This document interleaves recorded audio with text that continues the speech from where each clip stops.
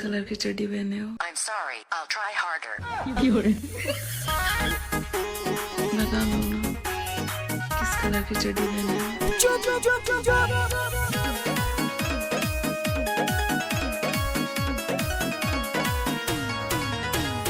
बता दो ना।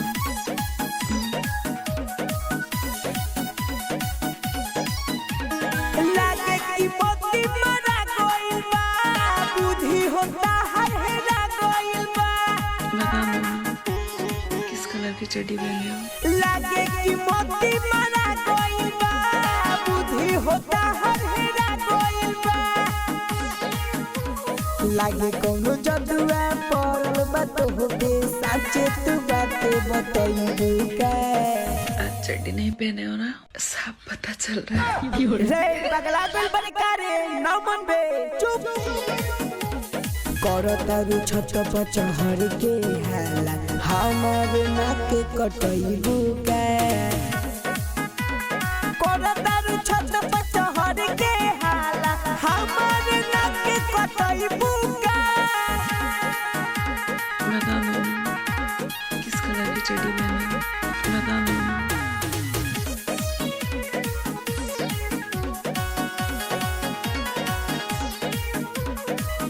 इंस्टाया फेसबुक पछाए गइल बारू, पूरा पट्टीदार बन के भाग गइल बारू। लागे कि हमारा बाबू के पगड़ी सर से नीचे गिरइबू का। करतारू छत पर चढ़ के हाला, हमार नाक कटइबू का। करतारू छत पर चढ़ के हाला, हमार नाक कटइबू का। रिया रिकॉर्डिंग स्टूडियो मोहम्मदपुर।